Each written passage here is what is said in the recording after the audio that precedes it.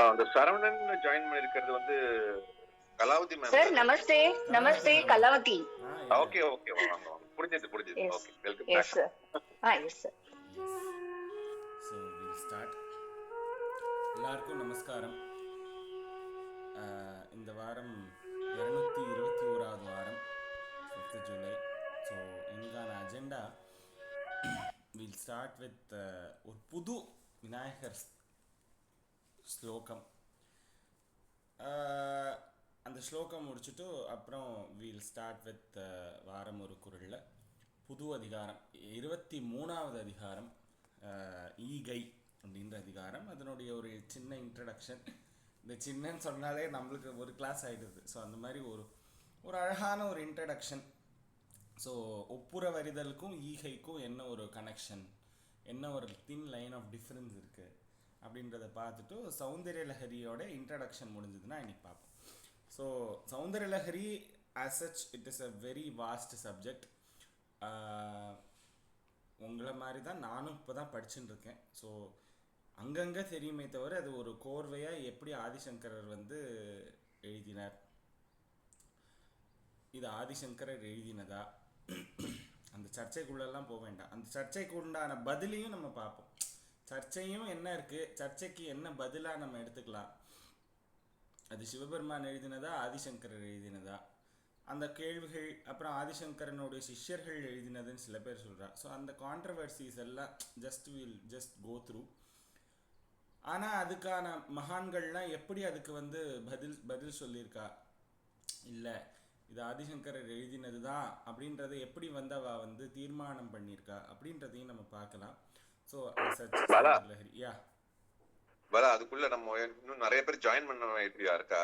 So will discuss on this. அந்த செக்மெண்ட்ல discuss பண்ணலாம். ஆமாம் அதான் சொல்கிறேன். ஸோ அந்த செக்மெண்ட்ல எல்லாம் நம்ம டிஸ்கஸ் பண்ண போகிறோம். ஸோ அஜெண்டா தான் சொல்லிட்டுருக்கேன். அப்புறம் முருகநாந்தமோட முடிக்க போகிறோம். ஸோ இதுதான் வந்து இன்னைக்கான agenda. So first will go to the Ganesha ஸ்துதி or we can say Vighnaraja ஸ்துதி. ஸோ இது ஒரு சான்ஸ்கிரிட் டாக்குமெண்ட்ஸ் வெப்சைட்லேருந்து தான் நான் எடுத்தேன். இது ஏன் எடுத்தேன் என்ன எடுத்தேன்னா எனக்கு தெரியாது. திடீர்னு என்னமோ தோணித்து, சரி ஏதோ ஒன்று எடுப்போம் அப்படின்னு எடுத்தேன். அதில் வந்தது தான் இந்த ஸ்துதி. இந்த மாதிரி ஒரு 10-15 ஸ்லோகங்கள் இருக்குது. அந்த ஸ்லோகங்கள்லேருந்து 2 ஸ்லோகம் நான் எடுத்துன்னு இருக்கேன். ஏதாவது ஒன்று, அதாவது விக்னேஸ்வரர் அதாவது கணேசரை பற்றி இருக்கிற ஒரு ஸ்லோகம் அப்படின்னு ஒன்றும், கணேசர் எல்லா விதமான வடிவங்களிலும் இருக்கிறார் அப்படின்ற மாதிரியான 2 ஸ்லோகங்களாக எனக்கு தோணினதை நான் எடுத்துன்னு இருக்கேன். இந்த ஸ்லோகம் வந்து ஃபுல்லாக வேணும்ன்றவா வந்து சான்ஸ்கிரிட் டாக்குமெண்ட் வெப்சைட்டை வந்து ஆக்சஸ் பண்ணிக்கலாம். அதில் வந்து என்னென்னா அவள் எங்கேருந்து எடுத்திருக்கா அப்படின்னு பார்த்தோன்னா, அந்த முத்கல புராணம் அப்படின்னு ஒரு புராணம் இருக்கு. அந்த முத்கல புராணத்தில் மகாவிஷ்ணுவானவர் இந்த பிள்ளையாரை வந்து ஸ்துதி பண்ணுற மாதிரி இருக்கிற ஒரு செக்மெண்ட் ஆர் ஸ்லோகம் இது. ரெக்கார்டிங் ஆரம்பிச்சிட்டா? அப்பயே ஆரம்பிச்சாச்சு. Okay okay. ஸோ அந்த மாதிரியான ஒரு ஸ்லோகம். ஸோ அந்த வடிவத்தில் விக்னேஸ்வர ஸ்துதியாக அவர் பண்ணியிருக்கார். ஸோ அதிலிருந்து ஒரு 2 ஸ்லோகங்கள், ஏன்னா ஒரு ஸ்லோகம் ரொம்ப சின்னதாக இருந்தது, 2வது ஸ்லோகம் எனக்கு ரொம்ப பிடிச்சிருந்தது, அதனால எடுத்தேன். ஸோ ஒரு ஸ்லோகம்ன்றது 2 வரியிலேயே அவர் பாடியிருக்கார். ஸோ மகாவிஷ்ணுவானவர் முத்கல புராணத்தில் விக்னேஸ்வரரை தியானம் பண்ணி அவர் ஏதோ ஒரு விஷயமா, அது என்ன விஷயம்னு தெரியல, அது இன்னும் டீப்பாக போய் பார்த்தா தான் தெரியும். ஸோ விஷ்ணு ஏன் வந்து விநாயகரை ஸ்துதி பண்ணியிருக்கார் அப்படின்றது வந்து வேணா அடுத்த கிளாஸில் நான் பார்த்துட்டு வந்து சொல்கிறேன். ஸோ இப்போதைக்கு இதை புரிஞ்சுக்கோங்க. இது வந்து முத்கல புராணத்திலிருந்து எடுத்த ஒரு 2 ஃப்ரேஸ், 2 ஸ்லோகங்கள் நம்ம வந்து இன்னைக்கு பார்க்க போகிறோம். விநாயகர் ஸ்துதி. ஸோ விநாயகர் ஸ்துதிக்கு யாரை கூப்பிடணும்? சீதலா மாமி வச்சு ஆரம்பிச்சுடலாம். சீதலா மாமி கிட்டே ஆரம்பிக்கும். எஸ். நமஸ்காரம். நமஸ்காரம் மாமி. நமஸ்தே விக்னராஜாய.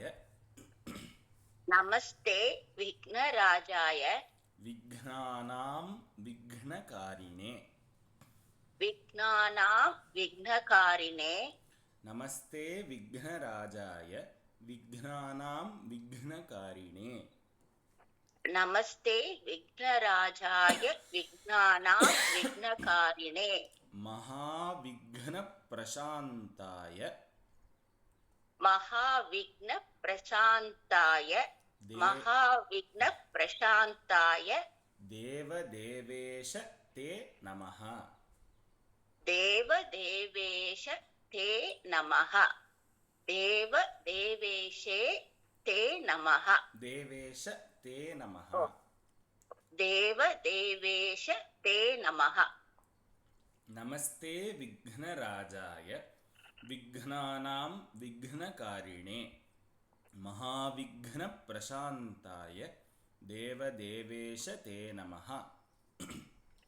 நமஸ்தே விக்னராஜாய விக்னானாம் விக்னகாரிணே மகா விக்ன பிரசாந்தாய தேவ தேவேஷ தே நமஹ. பலே, இன்னொரு தடவை. நமஸ்தே விக்னராஜாய விக்னானாம் விக்னகாரிணே மகா விக்ன பிரசாந்தாய தேவ தேவேஷ தே நமஹ. பலே பலே பலே. பிரம்மணே விஷ்ணவே துப்யம். பிரம்மணே விஷ்ணவே துப்யம். பிரம்மணே விஷ்ணவே துப்யம். சக்தயே சங்கராய ச. சக்தயே சங்கராய ச. சக்தயே சங்கராய ச. பிரம்மணே விஷ்ணவே துப்யம் சக்தயே சங்கராய ச. பிரம்மணே விஷ்ணவே துப்யம் சக்தயே சங்கராய ச. பிரம்மணே விஷ்ணவே துப்யம் சக்தயே சங்கராய ச. பலே பலே. இந்திராதி தேவரூபாய. இந்திராதி தேவரூபாய. இந்திராதி தேவரூபாய கலயா தே நமோ நமஹ. கலயா தே நமோ நமஹ. கலயா தே நமோ நமஹ. இந்திராதி தேவரூபாய கலயா தே நமோ நமஹ. இந்திராதி தேவரூபாய கலயா தே நமோ நமஹ. இந்திராதி தேவரூபாய கலயா தே நமோ நமஹ. பிரம்மணே விஷ்ணவே துப்யம் சக்தயே சங்கராய ச. இந்திராதி தேவரூபாய கலயா தே நமோ நமஹ. பிரம்மணே விஷ்ணவே துப்யம் சக்தயே சங்கராய ச. இந்திராதி தேவரூபாய கலயா தே நமோ நமஹ. பலே. பிரம்மணே விஷ்ணவே துப்யம் சக்தயே சங்கராய ச. இந்திராதி தேவரூபாய கலயா தே நமோ நமஹ. பலே பலே பலே. ஒரு தடவை ஃபுல்லா சொல்லிடுங்க மாமி. நமஸ்தே விக்னராஜாய விக்னானாம் விக்னகாரிணே மகா விக்ன பிரசாந்தாய தேவ தேவேஷ தே நமஹ. பலே. பிரம்மணே விஷ்ணவே துப்யம் சக்தயே சங்கராய ச. இந்திராதி தேவரூபாய கலயா தே நமோ நமஹ. சித்தி விநாயக மூர்த்திக்கு ஜெய். எஸ், எனக்கு அந்த ரெண்டாவது அந்த லாஸ்ட் 2 லைன்ஸ் எனக்கு ரொம்ப பிடிச்சிருந்தது. பார்த்த உடனே எல்லா ஸ்லோகங்களுமே, அது ஒரு 15-20 ஸ்லோகம் இருக்குன்னு சொன்னேன் இல்லையா, அந்த எல்லா ஸ்லோகங்களும் ரொம்ப அழகா எளிமையான வார்த்தைகள், நம்மளால என்ன சொல்றது, சொல்ல முடிகிற மாதிரியான அழகழகான சின்ன சின்ன வாக்கியங்கள் வார்த்தைகள் வச்சு அழகா மகாவிஷ்ணு எழுதியிருக்கார் முத்கல புராணத்தில். இந்த மாதிரி நிறைய ஸ்லோகங்கள் இருக்கு. ஸோ நம்ம வந்து தான் சொல்கிறேனே, அள்ள வந்து அக்ஷய பாத்திரம் மாதிரி நம்மளுக்கு ஸ்லோகங்களும் இதுவும் இதுவும் அந்த மாதிரி நிறைய வந்துட்டே இருக்கு. ஸோ அதில் ரொம்ப அழகாக அது ஏன் இது தோணித்து என்னன்னு தோணித்துன்னா தெரியல, அது பகவான் வந்து அவரே எடுத்துன்னு இருக்கார் அப்படின்னு தான் சொல்லணும். ஸோ அந்த இதில் என்ன சொல்கிறது, அது ரொம்ப அழகாக இருந்தது, கேட்சியாக இருந்தது. அதே மாதிரி வெறும்ன பிரம்மணே விஷ்ணுவே துபியம் சக்தியே சங்கராயச்ச இந்திராதி தேவ ரூபாய கலையாத்தே நமோ நமஹா போட்டோம்னா அது யாரை பற்றின ஸ்லோகம்னு தெரியாது. ஸோ அதனால நமஸ்தே விக்னராஜாய விக்னானாம் விக்னகாரினே அந்த முதல்ல இருக்கிறது வந்து விக்னங்களை, அதாவது ஒன்று நம்ம புரிஞ்சுக்கணும், சில நேரத்தில் தடங்கல்களை அகற்றுபவரும் விநாயகர் தான், தடங்கல்களை கொடுப்பவரும் விநாயகர் தான். ரெண்டுத்துக்குமே அவர் தான் ராஜா. விக்னானாம் விக்னகாரிணி விக்ன ராஜாய போட்டார். அப்போ தடங்கல்கள் எங்க கொடுக்கணுமோ அங்கேயும் கொடுப்பார், தடங்கல்களை எங்க எடுக்கணுமோ அங்கேயும் எடுப்பார். ரெண்டுத்துக்கும், அதாவது ஒன் ஹூ இஸ் வெல் வர்ஸ்டுன்னா அந்த மாதிரி தானே இருக்கணும். எதை பண்ணணும்னு தெரியணும், பண்ண வேண்டாம்னு தெரியணும் இல்லையா? அந்த மாதிரி எந்த இடத்துல இவனுக்கு பிரச்சனை, இந்த இடத்துக்கு அவன் போனா ஆபத்து அப்படின்னா அவனுக்கு ஒரு தடங்களை கொடுப்பார் பகவான். அதுதான் விநாயகர் கிட்ட இருக்கிற ஸ்பெஷாலிட்டி. அதனால தான் விக்னங்களுக்கு தலைவர் ஈஸ்வரன்றதுனால தான் விக்னேஸ்வரன். தடங்கல்களுக்கு ஈஸ்வரன்னா தடங்கல்களை எடுப்பதற்கும் தெரியும், தடங்கல்களை கொடுப்பதற்கும் தெரியும். கொடுப்பது நம் நன்மைக்கு, எடுப்பதும் நம் நன்மைக்கு இல்லையா? ஸோ அந்த ஒரு ஆஸ்பெக்ட் விநாயகர்கிட்ட. அவர் எந்த மாதிரி இருக்காருன்னா பிரம்மனே விஷ்ணவே துப்பியம். அவர் பிரம்மஸ்வரூபமாக இருக்கார், விஷ்ணுவாகவும் அவர் தான் இருக்கார், சக்தியாகவும் அவர் தான் இருக்கார், சங்கரனாகவும் அவர் தான் இருக்கார், இந்திராதி தேவர்களாகவும் அவர் இருக்கார். இப்படிப்பட்டவர் விக்னேஸ்வரர் அப்படின்னு சொல்லி அவருக்கு ஒரு பிரார்த்தனை. ஸோ ஒரு விக்னேஸ்வர பிரார்த்தனையை இன்னைக்கு பார்த்தோம். ஸோ நெக்ஸ்ட் செக்மெண்ட் போகலாம். ஸோ வாரம் ஒரு குறளில் வந்து இந்த வாரம் வந்து ரொம்ப அழகான ஒரு புது வாரம். எல்லா வாரமும் புது வாரம் தானே, அது என்ன இந்த வாரம் ஒரு புது வாரம் அப்படின்னா ஒரு புது சாப்டர், ஒரு புது அதிகாரம் ஓப்பன் பண்ண போகிறோம். ஆனால் ஒப்புரவை க்ளோஸ் பண்ணிவிட்டு ஓப்பன் பண்ண போகிறதில்ல. இப்போ நம்ம சைமல்டேனியஸாக ஓப்பன் பண்ண போகிறோம். 2 புஸ்தகங்களை திறந்து வச்சுன்னு படிக்க போகிறோம் அப்படின்னு வச்சுப்போமே.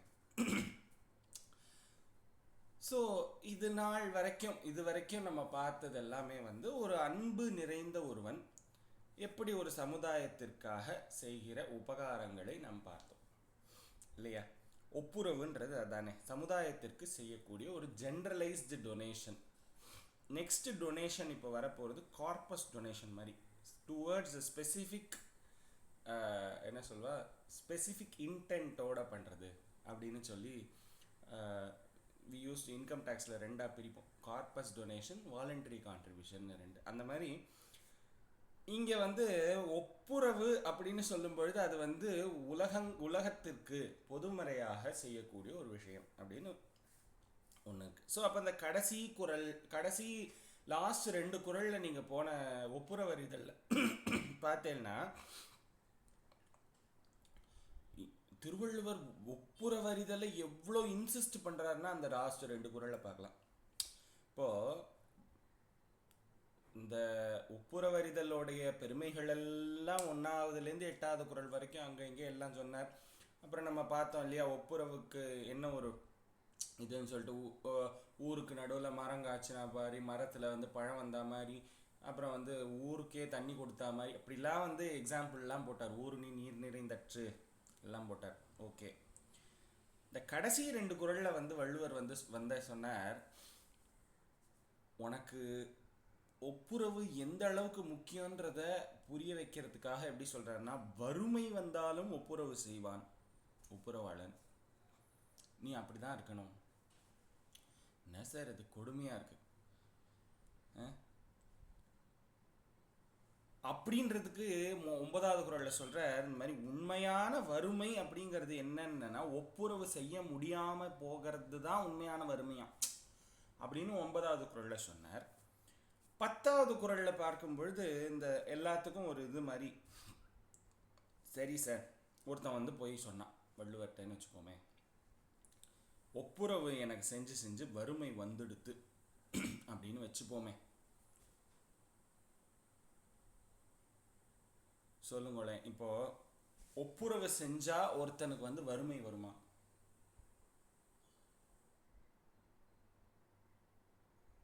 கொஞ்சம் டிஸ்கஸ் பண்ணுவோம் நம்ம.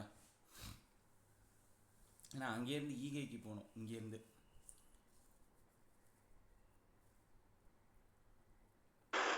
வரும்ல. நமஸ்காரம். வறுமைன்னா எந்த வறுமையை சொல்றேன்? ஆ வெறும பொருள்களை சேர்க்கறது மட்டுமா அதுல இருக்கிற வறுமையா?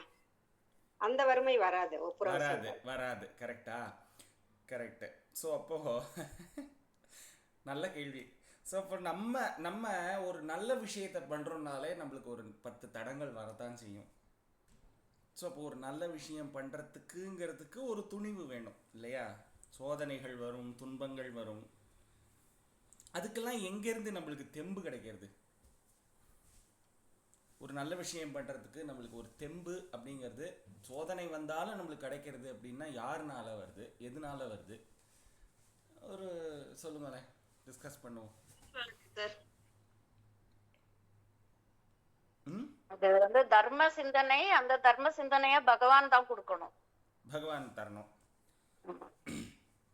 கரெக்டு. ஸோ தேவரும் மனுஷ ரூபேணான்னு சொல்கிற மாதிரி இப்போ பெரியவாள்லாம், இப்போ நம்மளை விட உயர்ந்தவர்கள், நிறைய தான தர்மங்கள் பண்ணவர்கள், எல்லாரும் நம்மளுக்கு வந்து ஒரு ஊக்கமாக இருப்பா. நம்மளோட பெரியவா, இப்போ நம்மளுக்கு ஒரு என்ன சொல்கிறது, அவள்லாம் வந்து நம்மளுக்கு தெம்பு கொடுப்பா இல்லையா?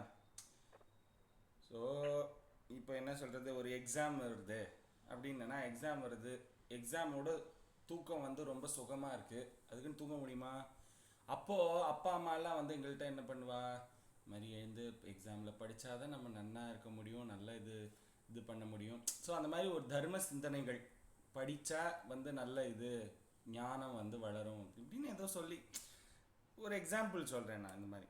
ஸோ அந்த மாதிரி ஒரு ஒரு ஒரு ஒரு ஊக்கப்படுத்துதல் ஒரு தெம்பு கொடுக்கறது அப்படிங்கிறது யார் பண்ணுறா? சான்றோர்கள் பெரியவர்கள், ஆற்றுல பெரிய மனுஷா அவள்லாம் பண்ணுறா. அந்த மாதிரி திருவள்ளுவர் இந்த 10வது குறளில் வந்து ஒரு நம்மளுக்கெல்லாம் ஒரு தெம்பு கொடுக்குறார். எப்படி கொடுக்குறார் அப்படின்னா, சோதனை வரும்போது அஞ்சாத அப்படின்னு சொல்கிறார் ஃபஸ்ட்டு. அப்புறம் ஒப்புரவு செஞ்சு ஒருத்தனுக்கு உனக்கு வறுமை வந்துடுது நீ நினைக்கிறியா, ஆர் வறுமை வரும்னு நினைக்கிறியா, வறுமை வரும்னு நினச்சி ஒப்புரவு பண்ணாமல் இருக்கியா, இல்லை வந்துடுத்தா அப்படின்னு இருந்ததுன்னா, அப்போ வள்ளுவர் சொல்கிற அப்படின்னு ஒரு வறுமை இருக்கும்னா நீ உன்னை வித்தாவது அந்த வறுமையை வாங்குங்கிறார் வள்ளுவர். அப்போ அந்த அளவுக்கு ஒப்புரவு வந்து ரொம்ப பெருமையாக சொல்கிறார். ஏன்னா ஒப்புரவுக்கு அந்த பெருமை உண்டு. இன்னைக்கு நம்ம யாரை பற்றிலாம் பேசின்னு இருக்கோம் சொல்லுங்களேன். இப்போ இன்னைக்கு நம்ம ஒரு புரந்தரதாசர் பற்றி பேசுகிறோன்னா, புரந்தரதாசர் வந்து 9 கோடி வச்சுட்டு இருந்தாராம் கையில் பைசா. அத்தனையும் வந்து கிருஷ்ணார்ப்பணம்னு போட்டுட்டு பகவானை வந்து பாடுறதுக்கு போனார். Or Pattinathar again example. So இதெல்லாம் நம்ம சனாதன தர்மத்தோட கனெக்ட் பண்ணிக்கணும். ஸோ உன்னுடைய வறுமைன்றது நீ பணம் தான் நினச்சி நீ வந்து இது பண்ணாத. அப்போது அந்த மாதிரி ஒரு வறுமைன்னு ஒன்று வரும், ஒப்புரவு செய்வதனால் வரும் என்றால் உன்னை விற்று நீ அந்த வறுமையை வாங்கு அப்படின்னு சொல்கிறார் வள்ளுவர். விச் மீன்ஸ் வருமானால் அப்படின்னு சொன்னால் வராதுன்னு அர்த்தம். அந்த இடத்துலையே வள்ளுவர் அந்த ஒரு ஒரு ஒரு ஏகாரத்தில் வருமாயின் அப்படின்னு போட்டார் வள்ளுவர். அப்படின்னா அவர் சொல்கிறது வந்து வராது ஃபஸ்ட்டு, ஆன் த ஃபஸ்ட் இது. அப்படியும் சப்போஸ் உனக்கு வந்துடுது அப்படின்னா அது எதன் காரணமாக இருக்கும்? உன்னுடைய ஊழ்வினை காரணமாக இருக்கலாம். அப்போதும் நீ அஞ்சாதே. அங்கே தானே நம்மளுக்கு யாராவது ஒருத்தர் பார்த்துக்கலாண்டா அப்படின்னு சொல்கிறதுக்கு ஒரு ஆள் வேணும் இல்லையோ, கவலைப்படாத நான் இருக்கேன் அப்படின்னு சொல்கிறதுக்கு ஒருத்தர் என்னைக்காக இருந்தாலும் நம்மளுக்கு யாராவது ஒரு ஒரு ஒரு பாயிண்ட் இன் டைமில் ஒருத்தர் வேணும் இல்லையோ. அந்த மாதிரி ஒப்புரவு செய்வதற்கு நீ வந்து 2வது ஒப்பீனியனே வேண்டாம், நீ பண்ணுறதா இருந்தால் பண்ணு, வறுமை வரும்னு அஞ்சவே அஞ்சாதேன்னு ஒப்புரவினுடைய பெருமையை 10வது குறளில் சொல்கிறார். ஸோ 10 குறள்கள் ஒப்புரவு செய்தலை பற்றி பார்த்தோம். ஒப்புரவறிதல்.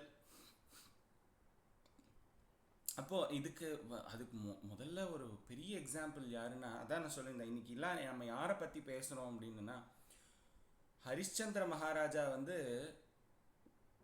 சத்தியத்திற்காக வந்து தன்னையே விற்றவர். நீங்கள் நினச்சி பாருங்கோ, உண்மை. அதனால தான் உண்மைன்னு இன்னைக்கு சொன்னாலே ஹரிஷ்சந்திரனா, நீ என்ன பெரிய ஹரிஷ்சந்திரனா அப்படின்னு. அப்போது உண்மை இஸ் ஈக்குவல் டு ஹரிஷ்சந்திரன் நம்ம வந்து எத்தனை காலமாக இத்தனை நாளாக பேசின்னு இருக்கோம் நம்ம.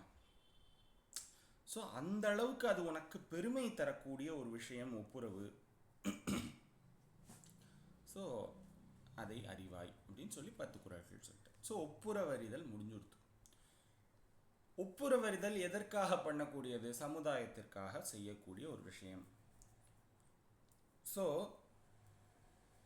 வள்ளுவர் வந்து தன் செல்வத்தை பிறருக்கு தருவதை 2ஆக பிரிச்சார். அப்போ மறுபடியும் நம்ம இன்ட்ரடக்ஷன் போகிறோம். என்ன 2? இப்போ நம்ம பார்க்குற 2 சாப்டர்ஸ் என்னென்ன சாப்டர்ஸ்?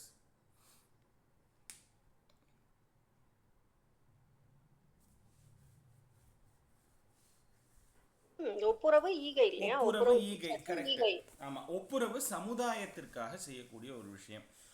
சமுதாயத்திற்காக செய்யக்கூடிய விஷயத்துல நம்மளுக்கு என்ன பயன் கிடைக்கிறது?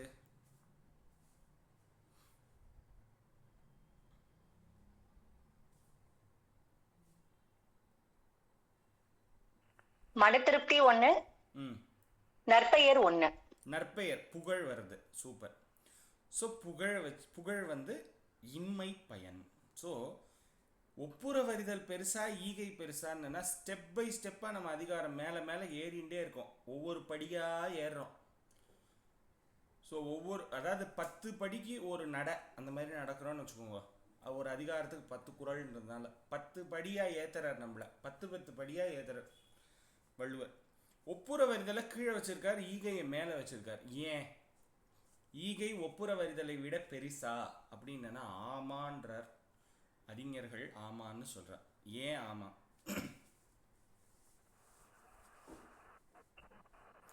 கொடுக்காம எப்படி உதவி செய்ய முடியும்? தர்மம் செய்தால் தானே உதவி வரும். ஆமா, இல்ல அதுக்கு நான் ஒரு கோடு சொல்றேன். என்னன்னா, ஒப்புரவு வந்து சமுதாயத்திற்காக செய்யக்கூடிய ஒரு விஷயம்னு பார்த்தோம். இப்போ ஈகைன்றது வந்து ஒரு தனி மனிதனுக்காக கொடுப்பது அப்படின்றது தான் ஈகை. அதாவது வறுமைப்பட்ட ஒருவனுக்கு. அது ஏன் வறுமைப்பட்ட ஒருவன் அடுத்தது அப்படியே நம்ம டிஸ்கஸ் பண்ண போகிறோம். ஸோ சமுதாயத்திற்கு கொடுப்பது ஒப்புரவறிதல், ஒரு தனி மனிதருக்கு கொடுப்பது ஈகை. இப்போ இதை வச்சு கனெக்ட் பண்ணி சொல்லுங்க, ஒப்புரவறிதலை விட ஈகை ஏன் பெருசா இருக்கு? அந்த ஒப்புரவுன்றது எல்லாருக்கும் தெரிஞ்சு செய்யற மாதிரி இருக்கும். ஈகைன்றது தனிப்பட்ட ஒரு சிலருக்கு தெரியாம கொடுக்கறது. தெரியாம கொடுப்பது உயர்ந்ததா? ஏன்? ஆமாம், தெரியாம கொடுக்கறதுன்னா புகழ்ச்சி வேண்டாமே, நம்ம செய்யறது நமக்குள்ளே இருக்கட்டுமே. கரெக்ட். ஒரு கை கொடுப்பது இன்னொரு கைக்கு தெரியாது. கரெக்ட், சொல்ற மாதிரி. அது மட்டும் இல்ல, நம்ம குடுக்குறோம் அப்படிங்கிற அதுவே நமக்கு ஒரு அகங்காரம், அதுவே நமக்கு தலைக்கு ஏறிக்கும் இல்லையா? அப்ப அது தெரியாம வெளியில ஒரு சமுதாயத்துக்கு கொடுக்கும் போது ஒரு 4 பேர் உடனே ஆஹா அவங்க கொடுத்துருக்காங்க அப்படின்னு ஒரு பெரிய புகழ், பெரிய இது அதெல்லாம் வந்துரும் இல்லையா? அப்போ நேச்சுரலி அது எதுக்காக நம்ம பண்றோம்? அந்த புகழுக்காக பண்றோம்னு ஆயிடும். அதே நம்ம வந்து ஒருத்தருக்கும் தெரியாம ஒருத்தர் காதுக்கும் போகாம நம்ம பாட்டுக்கு எதையோ ஒண்ணு நம்ம செஞ்சுட்டு இருந்தோம்னா அது நமக்கு ஒரு மனசு திருப்தி நமக்கும் வரும். அதே சமயத்துல நமக்கு அந்த அகம்னு ஒண்ணு இருக்கு இல்லையா, அது மேல இன்னும் கொஞ்சம் தலைக்கு ஏறாம இருக்கும். Correct, very well set. So இன்னொன்னு நான் என்ன நினைச்சேன்னா, அது வந்து ஒருத்தர் கஷ்டப்படுறா அப்படிங்கும்போது உடனே அவங்களோட இது தேவைய வந்து தீர்க்கும். அந்த கஷ்டத்தை வந்து போக்கி அவங்களுக்கு உடனே ஒரு சொல்யூஷனா இருக்கும். அது தேவைன்றப்ப கொடுக்கிறது. தேவைப்படுறவங்களுக்கு ஒருத்தர் அந்த இன்ஸ்டன்ட் அந்த தின்லைன் நம்ம பார்த்தோம் பார்த்தீங்களா? சூப்பர். அதாவது சமுதாயத்திற்கு கொடுக்கும்போது சில நேரத்துல ஆடம்பரமான செலவுகளையும் பண்ணணும்ன்றது நம்ம வந்து ஒப்புரவறிதல்ல பார்த்தோம். ஆனா ஈகையை பொறுத்த வரைக்கும் ஆடம்பரமா கொடுப்பதுன்றது கிடையாது. அந்த இடத்துல ஒருத்தன் தேவையை பொறுத்து தான் தர வேண்டும். வறுமைக்கு உட்பட்டவர்களுக்கு தான் தருவது தான் ஈகை. அது ஏன்றதை நான் சொல்றேன் பிற்பாடு. ஸோ ஈகை ஈகை அப்படிங்கிறது என்னும்போது ம் ஈகை என்போது நீங்கள் பிரதிபலன் எதிர்பார்க்காமல் செய்யும் உதவி. Correct, exactly. ஸோ பிரதிபலன் எதிர்பார்க்காம செய்யக்கூடிய உதவி அப்படிப்பட்ட தான் இருக்கணும், அதான் ஈகை. ஸோ அந்த மாதிரி இருக்கக்கூடிய ஈகையினால புகழ் கிடைக்காது, ஆனால் அது உயர்ந்தது.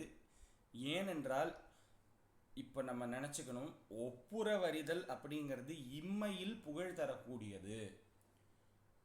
ஈகை என்பது fill in the blanks. எதிர்பார்ப்பு இல்லாம செய்யறது.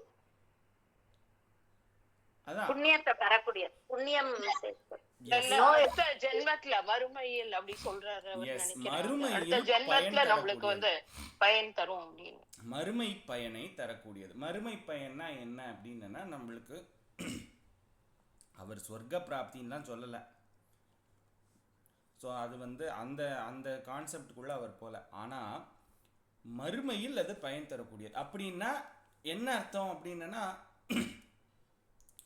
நம்ம இதுக்கு முன்னாடி இருந்த சில அதிகாரங்கள்லாம் ஒரு சில விஷயங்கள் நம்மளால என்ன சொல்றது, ஜென்ம ஜென்மாவுக்கும் நம்மளுக்கு அந்த விஷயம் கண்டினியூ ஆகும், அந்த தர்மம் அப்படின்னு சொல்ற மாதிரி. அப்படி நம்ம ஈகை அப்படிங்கிறது நம்மளுடைய நாம் பிறந்ததற்கான ஒரு ஒரு என்ன சொல்றது, ஒரு பயனே நாம் கொடுப்பதற்கு தான் அப்படின்றத நம்ம இப்போ நினைச்சுட்டோம்னா, அந்த அந்த சிந்தனை இன்னும் ஒரு ஒரு ஒரு எத்தனை பிறவிகள் எடுத்தாலும் நம்மளுக்கு அந்த சிந்தனை தொடரும். தர்ம சிந்தனை அப்படின்றது கொடுக்கிறோமோ இல்லையோ, இது தர்மம் தர்மம் இல்லைன்ற அந்த சிந்தனையாவது நம்மளுக்கு வரும். ஸோ அதுதான் மறுமை பயனை நான் நினைக்கிறேன். ஸோ ரெண்டாவது அகைன் அது நம்மளுக்கு சொர்க்க பிராப்தியோ வைகுண்ட பிராப்தியோ இல்லை கைலாய பிராப்தியோ ஏதோ ஒன்று தரப்போகிறது, அது நிச்சயம். ஸோ அது ஓகே. ஸோ அந்த சாயுஜ்யம் அடைவதற்கான ஒரு தகுதியை நாம் இந்த மாதிரி வள்ளுவர் சொல்கிற இந்த விஷயங்களை வச்சுட்டு நம்ம கோட்பாடாக வச்சுட்டு நம்ம போனோம்னா தாராளமாக நம்மளுக்கு கிடைக்கும். அதனாலதான் யூசுவலா சொல்றா, யாராவது நல்லா இருந்தா அவ கொடுத்து வச்சிருக்கா அப்படின்னு சொல்றா. கொடுத்து வச்சிருக்கா, சூப்பர். ரொம்ப கொடுத்து வச்சிருக்கானா போன ஜென்மத்துல அவ கொடுத்திருக்கா, இந்த ஜென்மத்துல வாங்கிக்கிறா. Correct, exactly. ஸோ இப்போ தமிழ் லாங்குவேஜ் ஒரு ஃபேசினேட்டிங்காக ஒரு 3 விஷயங்கள் இருக்கு. தமிழில் எல்லா வார்த்தைகளுக்கும் ஒரு காரணம் இருக்கு. இப்போ கொடுன்னு சொல்றதுக்கு நம்ம 3 விதமான வார்த்தைகள் பயன்பாடுல இல்லை. இப்போ நம்ம எல்லாத்தையும் கொடுன்னு தான் சொல்றோம். ஆனால் 3 விதமான வார்த்தைகள் இருக்கு கொடுக்கறதுக்கே. ஃபர்ஸ்ட் ஈ அப்படின்னு ஒன்று இருக்கு, இன்னொன்று தா அப்படின்னு ஒன்று இருக்கு, அப்புறம் கொடுன்னு ஒன்று இருக்கு. இந்த 3 வார்த்தைகள் இருக்கு கொடுக்கறதுக்கே. ஆனால் மூணு டிஃப்ரெண்ட் லேயர்ஸ் அண்ட் மூணு டிஃப்ரெண்ட் பயன்பாடில் இருந்த ஒரு சொற்கள். அதுக்கு காரணங்கள் இருக்கு பின்னாடி. நான் ஒருவனுக்கு இதை ஈந்தேன் அப்படின்னு சொல்வா தமிழில். ஆர் தான்னு சொல்லும்போது நான் ஒருவனுக்கு இதை தந்தேன், ஆர் நான் இதை ஒருவனுக்கு கொடுத்தேன். இந்த மூணு விதமான சொற்கள் இருக்கு. நம்மளுக்கு மேலோட்டமாக பார்க்கும்போது எல்லாம் ஒரே அர்த்தம் தானே இருக்கு அப்படின்னு சொல்லும் பொழுது, இப்போ ஈந்தேன் தந்தேன் கொடுத்தேன், இப்போ இந்த பார் நோக்கு இந்த 2 வார்த்தை இருக்கு பார்த்தீங்களா, எக்ஸாம்பிளுக்கு எடுத்துப்போம். பார் நோக்கு. பார்ப்பது என்பது என்ன, நோக்குவது என்ன? பார்ப்பது என்பது அந்த காட்சி மட்டும் கண்ணில் படும், நோக்குவது என்பது உள்ளார்ந்த அர்த்தத்தையும் உணர்ந்து. சோ பார்ப்பது உள்ளர்த்தம் இல்லாமல் பார்ப்பது, வெறும்னா பார்க்கிறது, அவ்வளவுதான். அது பார். இது கொஞ்சம் அண்டர்ஸ்டாண்ட் பண்ணுங்க மேம். இல்ல பார்க்கிறது just a glance, just a glance. நோக்குன்றது அண்டர்ஸ்டாண்டிங், அதுக்குள்ள உள்ளார்ந்து நோக்குவது. அதனாலதான் கம்பன் போட்டான், அண்ணலும் நோக்கினாள் அவளும் நோக்கினாள் அப்படின்னு போட்டார். ஏன் ராமபிரபுவும் சீதம்மாவும் ஏன் இப்படி பார்த்துண்டா பார்க்கல, நோக்கினார்கள் 2 பேரும். ஏன் நோக்கினார்? எந்த நோக்கத்தோடு செய்வது நோக்குதல். நோக்கத்தோடு பார்ப்பது நோக்குதல். எவ்வளோ தமிழில் எவ்வளோ ஒரு லைன் ஆஃப் டிஃப்ரென்ஸ் பாருங்க. ஸோ உள்ளார்ந்த ஒரு அர்த்தத்தோடு, என்ன அர்த்தத்தோடு இருக்கும், இவள் எனக்குரியவள் அப்படின்ற அந்த நோக்கத்தோடு இவன் பார்த்தான், அதையே அவளும் நினைத்து பார்த்தாள். அதனால அவர்கள் பார்க்கவில்லை, நோக்கினார்கள்.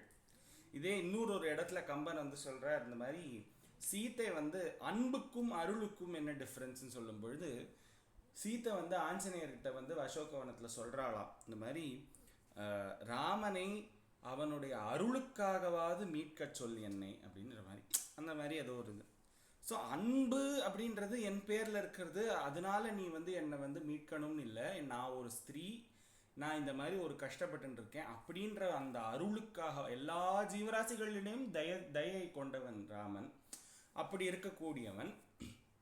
ஸோ அவன் அருள் மிகுந்தவன், அதனால அந்த அருளுக்காகவாவது என்னை வந்து காப்பாற்ற சொல், மீட்க சொல் அப்படின்ற மாதிரி அழகழகான வார்த்தைகள். ஸோ அப்போ இந்த ஈ கொடு தா இந்த மூணுத்துக்கும் இருக்கிற டிஃப்ரென்ஸ் என்ன? ஈந்தேன் அப்படின்றது உங்களை விட, இப்போ நம்மை விட தாழ்ந்தவர்களுக்கு கொடுத்தல் ஈதல் ஒன்று. கொடுத்தல் அப்படின்றது வந்து நமக்கு சமமானவர்களிடம் கொடுத்தல். ஈதல் அப்படின்னா என்ன? நான் என்ன சொல்றது, பிச்சை கொடுத்தேன்னு சொல்லக்கூடாது, பிச்சை ஈந்தேன்னு தான் சொல்லணும். ஆக்சுவலி இந்த பிச்சைன்றது வந்து 2 பேருக்கு தான் உண்டு தமிழில் அந்த காலத்தில். ஒன்று துறவியானவர், இன்னொன்று பிரம்மச்சாரி, 2 பேருக்கு தான் பிச்சை போட முடியும். மிச்சம் யாருக்கும் அது பிச்சைக்காரங்களும் பிச்சைக்காரனே நம்ம சொல்ல முடியாது. நான் இவனுக்கு இதை ஈந்தேன் அப்படின்னா அவன் உன்னோட கம்மியான ஒரு தகுதியில் இருக்கிறான், அவன் வறுமையில் இருக்கக்கூடியவன், அவனுக்கு வந்து ஒரு விஷயத்தை ஈந்தேன், அது ஈதல். நான் என்னுடைய புத்தகத்தை என்னுடைய நண்பனிடம் கொடுத்தேன் அப்படின்னு நாங்கள் 2 பேரும் ஒரே லெவலில் இருக்கோம், என் புத்தகத்தை அவனுக்கு தரேன் அப்படின்னு அர்த்தம். தா அப்படின்னு சொல்லும் பொழுது என்ன, இப்போ இந்த 2 சொல்லிட்டேன், அதனால இது வந்து நம்மளால யூகிக்க முடிகிற ஒரு இதில் இருக்கணும் இல்லையா? இப்போ தா அப்படின்னா என்ன அர்த்தம்? தந்தேன் அப்படின்னு யார்கிட்ட சொல்லணும்?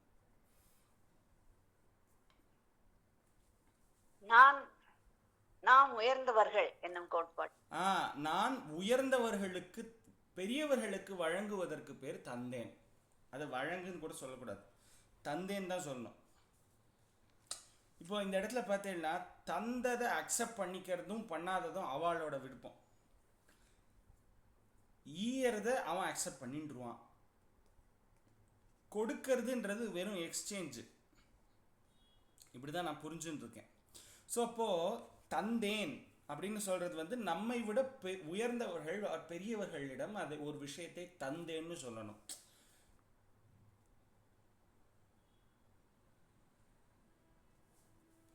இப்போ வந்து ஈகை அப்படின்னா என்ன? உன்னை விட தாழ்ந்தவனுக்கு ஒரு விஷயத்தை கொடுத்தல். இப்போ சமமானவன் ஆர் உயர்ந்தவர்கள் கிட்ட வந்து எல்லாரும் கொடுப்பாங்க. இப்போ நம்மளோட சமமாக இருக்கிறவனுக்கும் எல்லாரும், அதாவது வித்தவுட் எனி அப்ஜெக்ஷன் ஆர் எந்த ஒரு விஷயமும் நம்மளோட சமமாக இருக்கிறவர்கள்கிட்டையோ நம்மளோட பெரியவர்கள்கிட்டையோ அது கொடுப்போம். அதில் ஒரு உயர்ந்த ஒரு விஷயம் இல்லை, அது ஒரு பெரிய விஷயம் கிடையாது. அதனால தான் தர்மமாகாது. ஆற்றினார்க்கு அளிப்போர் அறவிலை பகர்வோன்,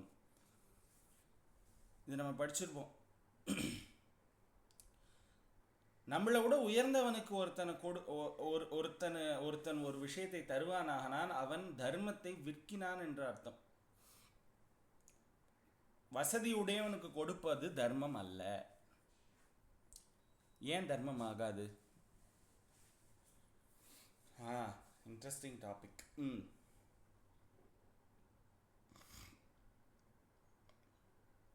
அது வந்து இப்ப கொடுத்தா நாளைக்கு வேற ஏதாவது கிடைக்கும் அப்படிங்கிற ஒரு அவனுக்கு தேவையே இல்லையே.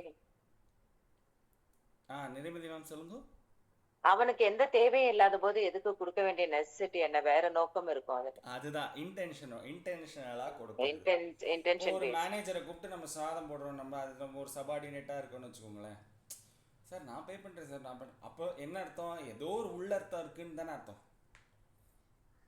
அது நாம் பெருமைக்காக கொடுப்போம். பெருமைக்காக கொடுப்பது. ஆமா.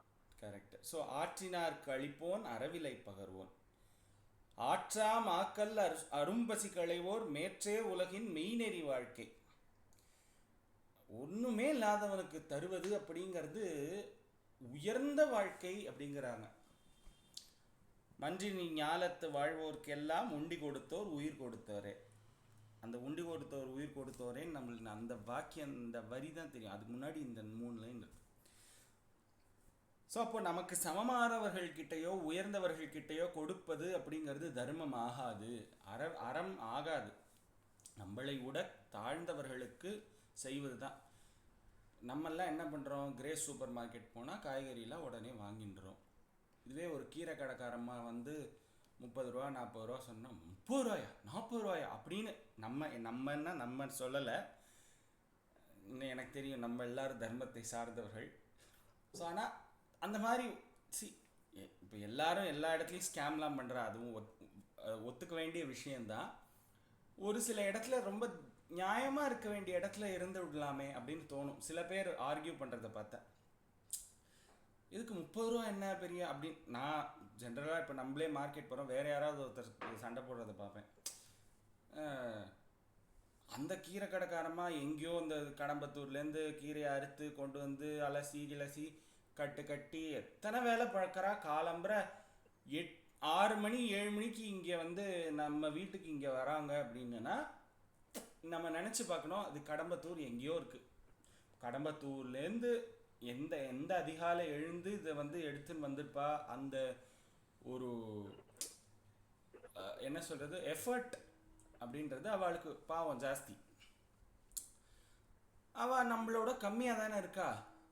ஸோ அவளுக்கு கொடுத்தா என்ன, அது ஒரு சில பேர் வந்து இது பண்ண மாட்டான். 30 ரூபாயா 30 ரூபா கட்டா அப்படின்னு அவள்கிட்ட 25 ரூபாய்க்கு 2 கட்டு கொடு அப்படின்னு. எதுக்கு? அந்த 10 ரூபாயில் நம்ம என்ன மாட மாளிகையாக கட்டிட போகிறோன்ற மாதிரி இருக்கும் நம்மளுக்கு. சில பேர் பார்க்குறது ஆர்கியூ பண்ணுறது பார்த்தா. ஸோ அந்த மாதிரி ஈகை அப்படிங்கிறது என்ன அப்படின்னா, உன்னை விட தாழ்ந்தவனுக்கு கொடுத்தல் ஈகை. அது வந்து பெரிய தர்மமாக போற்றப்படுகிறது. எல்லா இடத்துலையும் நன்னெறி ஔவையார் சொன்ன விஷயங்கள் எல்லாத்துலேயுமே நம்ம பார்த்தோம்னா ஒன்று. நமஸ்காரம். ஒரே ஒரு தாட் வந்து, இப்போ சயின்ஸ்ல நார்மலா நம்மளுக்கு வந்து வாட்டர் ஃப்ளோஸ் அப்படின்னா it will flow from a point of higher altitude to a lower altitude. இப்போ ஏர்னாலும் அப்படிதான், எந்த இடத்துல ஏர் நிறைய இருக்கோ இப்போ ஏர் இல்லாத இடத்துல அப்படியே ஒரு கஷ் ஆஃப் விண்ட் வில் ஃப்ளோ. ஈகையும் அதே மாதிரிதான். It is a natural course. ஒருத்தர்கிட்ட இருக்கிற இன்னொருத்தர் யார்கிட்டயும் அந்த பொருள் இல்லாததுனால இதுதான் நேச்சுரல் கோர்ஸ். நம்ம அதாவது யூனிவர்சல் லா கூட நம்ம ஒத்து போனோம்னா அதுதான் நேச்சுரல் கோர்ஸ். நம்ம கிட்ட ஏதோ இருக்கு, அவ கிட்ட ஏதோ இல்ல, அதனால நம்ம அத கொடுக்கிறோம். Maybe they will have something to give us. Like இந்த கீரைங்கிற விஷயத்துல கீரை அவ நம்மளுக்கு திருப்பி கொடுக்குறா. நம்ம வந்து எதையும் நம்ம பியாண்ட், அதாவது நம்மளை விட ஆல்ரெடி இருக்கிறவாழ்கிட்ட நம்ம கொடுக்கும் போது ஆல்ரெடி வாழ்க்கை இருக்கு. அது நேச்சுரல் கோர்ஸ் கிடையவே கிடையாது.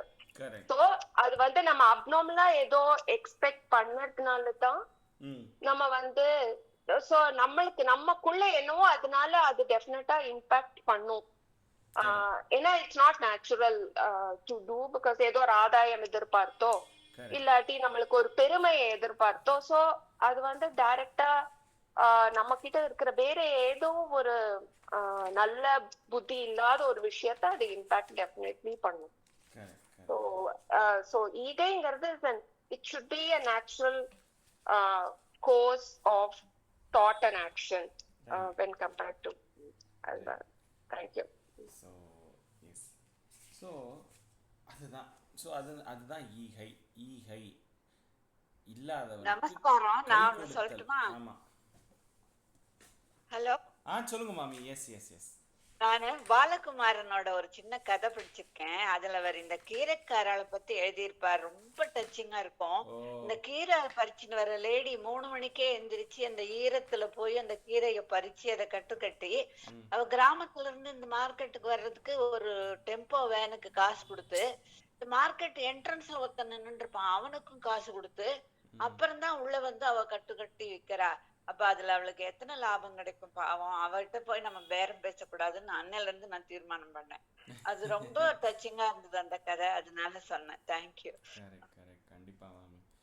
ஸோ அது ஒரு லைவ் எக்ஸாம்பிள் இல்லையா, நம்ம வந்து பார்க்கக்கூடிய ஒரு விஷயம். இதுல கம்பராமாயணம் இப்ப வேற சில விஷயங்கள் வாங்க போற இடத்துல நம்மளால பேரம் பேச முடியாது இல்லையா? அப்போ இந்த மாதிரி இடத்துல நம்ம பேரம் பேசக்கூடாது தானே? கரெக்ட் இல்ல, அதான் ஒரு சொல்றேன். ஜுவல்லரி வாங்குற இடத்துலயோ ஒரு பட்டுப்புடை வாங்குற இடத்துலயோ அது அவன் வந்து அந்த ஹையர் இது இல்லையா நம்மளோட, அங்க நம்ம பேச மாட்டோம். அதான் நேச்சுரலி இல்லையா? அப்போ அந்த கீரைக்காய்கிட்டயோ ஒரு பூ வாங்குற இடத்துலயோ நமக்கு கண்ணுக்கே தெரிஞ்சாலும் பேசக்கூடாது. Correct correct. அசிஸ்டன்ட் 10 ரூபாயில வந்து நாம வந்து இது பண்ணணும். 10 ரூபாய் பிக் அமௌண்ட் தான், பட் ஸ்டில் அதை வச்சு ஒன்றும் பண்ண மாட்டோம். ஸோ அந்த இடத்துல நம்ம பேசக்கூடாது. அண்ட் ஈகை நம்ம ஒருத்தருக்கு எது யாருக்கு கொடுக்க, அதோட வேல்யூ அவள் யாருக்கு வேணுமோ அவளுக்கு தான் கொடுக்கணும். கரெக்ட். அதான் அதான் அதான். அது வேல்யூ தெரியலன்னா அது யூஸ் பண்ணலன்னு சொன்னா அந்த பொருள் வேஸ்ட் ஆயிடும்ல. கரெக்ட். Exactly exactly. ஸோ இந்த ஈகையை பற்றி சொல்லும் பொழுது ஒரு கம்பராமாயணத்தில் ஒரு விஷயம் நடக்குது. தசரதனுக்கு குழந்தைகள் கிடையாதுன்றதுனால அவன் வந்து ஒரு யாகம் பண்ணுறான். யாகத்திலேருந்து இந்திரனோ அக்னியோ யாரோ வந்து கொஞ்சம் பாயசம் கொடுக்குறா, இவாளெலாம் சாப்பிட்றா, குழந்தை பிறக்கிறது, அதெல்லாம் நமக்கு தெரியும். ஸோ அப்போ அந்த குழந்தைக்கு என்ன பேர் வைக்கணும் அப்படிங்கும் பொழுது தசரதன் வந்து அவள் குலகுருவான வசிஷ்டரை வந்து கூப்பிட்றான். வசிஷ்டர் வந்து இந்த மாதிரி அவர் தான் வந்து நீங்கள் தான் சார் பேர் வைக்கணும் வாங்கோ அப்படின்னோடனே அவரும் வந்துட்டு பார்த்துட்டு அந்த இடத்துல வந்து கம்பர் வந்து கடைசியில் போடுறார். என்னது கராமல இதுன்னு சொல்லி வரும். இந்த விராவணன் ராமன் அப்படின்னு சொல்லி ராமன் எனும் பேரை ஈந்தனன் அப்படின்னு போடுவார் கம்பர். அந்த இடத்துல கம்பர் வந்து ஏதோ மிஸ்டேக் பண்ணிட்டார் அப்படின்னு வந்து ஆராய்ச்சியாளர்கள்லாம் வந்து பாருங்க, வசிஷ்டர் எவ்வளோ அதாவது ராமனாக பிறந்தது வந்து மகாவிஷ்ணு நம்ம எல்லாருக்கும் தெரியும். இப்போ மகாவிஷ்ணுவானவன் எவ்வளோ பெரியவன் உயர்ந்தவன் தெரியும். அப்போது வந்து அந்த இடத்துல அவன் வந்து என்ன சொல்லியிருக்கணும், தந்தவன் வசிஷ்டன் இந்த பெயரை தந்தான் தானே சொல்லியிருக்கணும், தந்தனன் தானே சொல்லியிருக்கணும். ஏன் வந்து ஈந்தனன்னு சொல்லிட்டா கம்பன் அப்படின்னு சொல்லி ஒரு சர்ச்சை ஒரு இது வந்தது. இது எங்கேயோ படித்தேன். ஸோ இதெல்லாம் கோரிலேட் பண்ணுறேன். ஸோ அப்படி இருக்கும் பொழுது ஒரு சில அறிஞர்கள்லாம் என்ன பண்ணாங்கன்னா கொஞ்சம் உட்காந்து ரூம் போட்டு யோசித்தான் என்னவா இருக்கும் அப்படின்னு சொல்லிட்டு யோசிக்கும் பொழுது அவர் வந்து ஒரு தீர்மானம், ஒரு சில பேரினுடைய இது என்னன்னா, பகவானானப்பட்டவன் பெரியவன் தான், அதில் எந்த ஒரு மாற்று கருத்தும் இல்லை. ஆனால் அந்த பகவானானவன் வந்து என்ன சொல்கிறது, இன்ன பேரன் இன்ன தன்மையன் இன்ன அப்படின்னு சொல்லுவா இல்லையா, அந்த மாதிரி இவன் இப்படித்தான் என்று ஒரு கோட்பாடுக்குள்ளே கொண்டு வர முடியாத ஒருத்தன். அவன் நாமமற்றவன். பகவானுக்கு ஏதாவது நாமன்னு உண்டா அப்படின்னா கிடையாது. அவனை 1000 நாமங்கள் கொண்டு கூப்பிடலாம். இப்போ உங்களையும் என்னையும் வந்து மைத்திரி மாமின்னு கூப்பிட்டா மைத்திரி மாமி தான் ஏன்னு கேட்பா. நம்ம எல்லாரும் ஏன்னு கேட்போமா? கேட்க மாட்டோம். ராஜேஸ்வரி மாமின்னா ராஜேஸ்வரி மாமி தான் ஏன்னு கேட்பா. சசிகலா மாமினா சசிகலா மாமி தான் ஏன்னு கேட்பா. சீதலா மாமினா சீதலா மாமி தான் ஏன்னு கேட்பா. ஸ்ரீமதி மாமினா ஸ்ரீமதி மாமி தான் ஏன்னு கேட்பா. நம்ம எல்லாரும் வந்து சும்மா தானே இருப்போம். ஸ்ரீமதி மாமி சொல்லுங்கன்னா நீங்கள் எல்லாருமே பேசுவேன் இல்லை. ஆனால் பகவான் வந்து அவனை என்ன பேர் சொல்லி கூப்பிட்டாலும் அவன் திரும்பி பார்க்குறானே. கிருஷ்ணான்னு கூப்பிட்டா பார்க்குறான், கோவிந்தான்னு கூப்பிட்டா பார்க்குறான். ஸோ அவனுக்கு விஷ்ணுன்னு கூப்பிட்டா பார்க்குறான். அவன் நாமமற்றவன், எல்லா நாமத்தையும் தனது நாமமாக கொண்டவன்.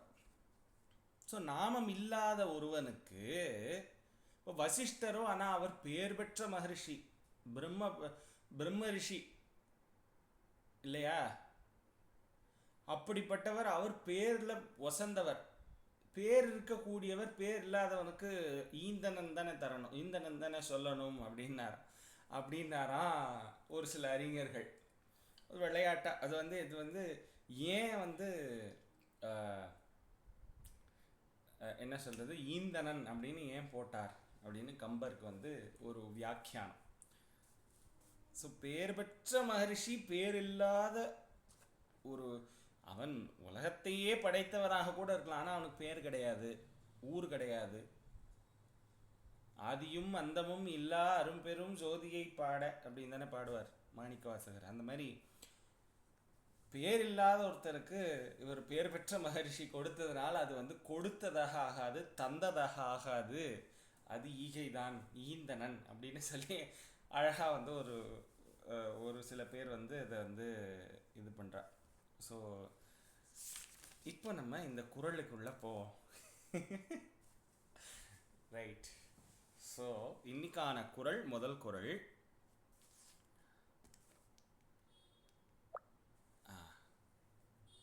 ஃபர்ஸ்ட் இந்த குறளை பார்த்துருவோம், அதுக்கப்புறம் அதனுடைய மீனிங் பார்ப்போம். இது ரொம்ப ஈஸியான மீனிங் தான். இவ்வளோ நேரம் நம்ம பார்த்தது ஈகையினுடைய ஒரு இன்ட்ரடக்ஷன். ஸோ ஈகை என்னது அப்படின்னு சொல்லி இந்த இடத்துல முதல் குறளில் சொல்லப்படுற வாட் இஸ் ஈகை. எப்போவுமே டிஃபைன், ஃபஸ்ட்டு டிஃபினிஷன் வரணும், அதுக்கப்புறம் தான் தியரம், ஃபார்முலா எல்லாம் அதுக்கப்புறம் தானே வரணும். ஸோ அந்த மாதிரி ஃபஸ்ட்டு டெஃபினிஷன். ஸோ இது யார் கூப்பிடலாம் சொல்கிறதுக்கு?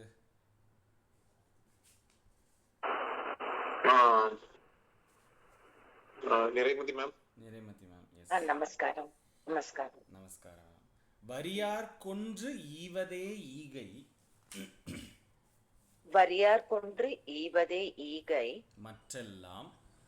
மற்றெல்லாம் குறி எதிர்ப்பை நீரது உடைத்து. குறி எதிர்ப்பை நீரதுடைத்து. வரியார் கொன்று ஈவதே ஈகை. வரியார் கொன்று ஈவதே ஈகை.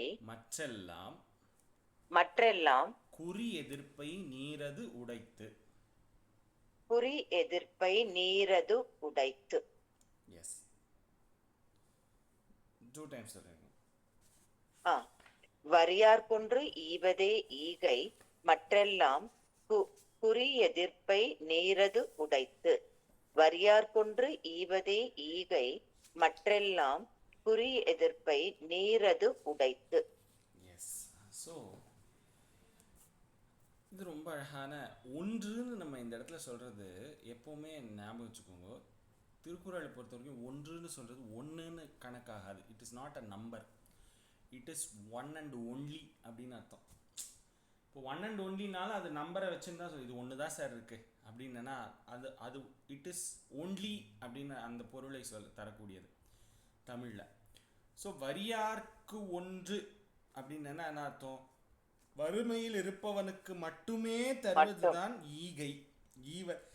ஈவதே ஈகைன்னு போட்டார். வரியார்க்கொன்று ஈவதே ஈகை. ஈகைனா என்ன அப்படின்னா வரியார்க்கு ஈவதுதான், ஈவதுதான் ஈகை. அந்த தான்ற அந்த வார்த்தை தான் தே அப்படின்னு இருக்கு, ஏகாரமா தொக்கி அது அப்படி நிற்கிறது. வரியார்க்கொன்று ஈவதே ஈகை. மற்றெல்லாம், மிச்சதெல்லாம் என்ன? நம்ம இது ஆல்ரெடி பார்த்துட்டோம், இந்த குறளுடைய அர்த்தத்தையே பார்த்தாச்சு. மிச்சதெல்லாம் எதை நோக்கியது அப்படின்னா குறி எதிர்ப்பை நீரது உடைத்து. There is some other intent for that person to give to that person. So வரியார்க்கொன்று ஈவதே ஈகை. மிச்சதெல்லாம் என்ன அப்படின்னா இட் இஸ் நாட் ஈகை, அது வேற ஏதோ ஒரு காரணத்துக்காக கொடுப்பது. அதுதான் இந்த 1வது குறள். வரியார்க்கொன்று ஈவதே ஈகை. மற்றெல்லாம் குறி எதிர்ப்பை நீரது உடைத்து. ஸோ இதுதான் இன்னைக்கா. ஸோ ஈகையினுடைய டெஃபினிஷனாக வள்ளுவர் சொல்கிறார். வரியார்க்கு, வறுமையில் இருப்பவனுக்கு கொடுப்பது தான் ஈகை அப்படின்றத ஃபர்ஸ்ட் குறளில் வள்ளுவர் இந்த இடத்துல சொல்கிறார். ஸோ இந்த குறள் இன்னும் ஒரு தடவை சொல்லிடுங்க, நெக்ஸ்ட் செக்மெண்ட்டுக்கு போகலாம். வரியார் குன்று ஈவதே ஈகை மற்றெல்லாம் குறி எதிர்ப்பை நீரது உடைத்து. அந்த நீரது உடைத்துன்னு அது என்ன? What is the meaning of that? அதோட அர்த்தம் என்ன? நீரது உடைத்து குறி எதிர்ப்பை நீரது என்ன சொல்றது, அது அந்த ஃப்ளோல கொடுக்கறது அப்படின்னு அர்த்தம். குறி எதிர்ப்பை நீரது அப்படின்னா என்ன சொல்றது, அந்த குணத்தை பத்தி சொல்றது அது. சோ அந்த மாதிரி உடைத்துனா அது பிரேக் பண்றது, அந்த இன்டென்ஷனல் விஷயத்தை தவிர்க்கிறது. உடைத்துனா டுவர்ட்ஸ் தட் இன்டென்ஷன் அப்படின்னு. சோ அதற்குண்டான இல்லையா, அதற்குண்டான சொல்லலாமா? அதற்குண்டான கரெக்ட். எஸ். ஸோ இதுதான் இந்த முதல் குறள். அடுத்தடுத்த வாரத்தில் அடுத்தடுத்த குறளை அனுபவிப்போம். Next segment. இது வந்து இது வந்து ஒரு பெரிய ஒரு சப்ஜெக்ட். என்ன சொல்கிறது, நானே இப்போ ஒரு 2-3 பெரிய பெரிய புக்கு வச்சுருக்கேன். ஸோ அந்த புக்கில் கிட்டத்தட்ட 9 ஆசிரியர்கள் சம்ஸ்கிருதத்தில் அதுக்கு வியாக்கியானம் பண்ணியிருக்கா. ஒவ்வொருத்தர் ஒவ்வொரு மாதிரி. லக்ஷ்மிதரர்னு ஒருத்தர் இருக்கார், அவர் வந்து சௌந்தர்ய லஹரிக்கு இது பண்ணியிருக்கார். அப்புறம் வந்து கைவல்யாசிரமர்னு ஒருத்தர் இருக்கார், காமேஸ்வர சூரின்னு ஒருத்தர் இருக்கார், ஆனந்தகிரின்னு ஒருத்தர் இருக்கார். ஸோ இந்த மாதிரி எல்லாரும் வந்து ஒரு சில பேர் வந்து பகவத்பாதாளுடைய சிஷ்யர்களும் இருக்கா அதில்.